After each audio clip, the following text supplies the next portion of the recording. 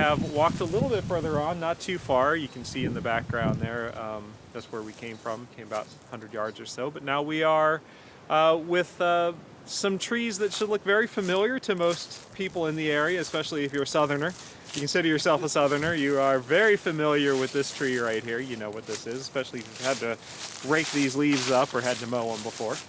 Where are we? So we're now in the magnolia collection, and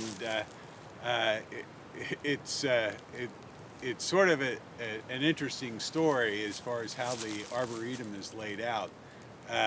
Orland White laid out the Arboretum as if it was an herbarium collection. So he organized the families in the same order that you'd find them if you went into a museum and you started looking at specimens in drawers. And he used the system that was in vogue at his time. It was called the Anglo-Prantal system. And it was ordered from the most primitive plants to the most advanced plants, at least as they understood them in his day.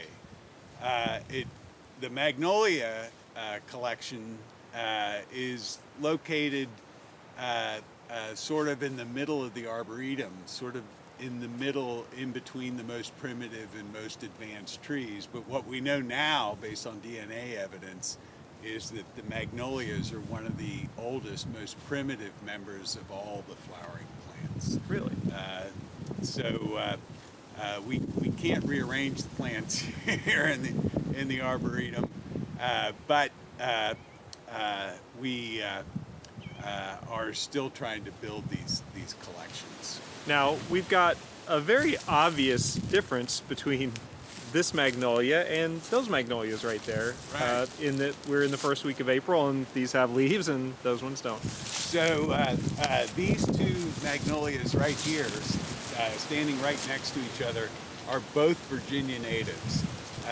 This is Sweet Bay magnolia, and this is the southern magnolia. And the southern magnolia, unlike most broadleaf trees, is evergreen. The leaves have a lifespan, and the leaves do drop at the end of that lifespan. But over the course of the year, southern magnolias are always going to have green leaves on them. Sweet Bay magnolias, also a Virginia native, but they drop their leaves in fall like most broadleaf trees. And then we have two that are blooming too, so we've got a whole mess of different ones here. Right, so our two native magnolias will bloom a little bit later in the spring or even early summer. But these Japanese varieties are very early bloomers. They're one of the first trees in the Arboretum to bloom each year. They're very popular horticulturally, in part because of their early bloom, but also because their blooms can be so spectacular. Now these are Japanese book, you said? Yes, both of these are varieties of Japanese magnolias.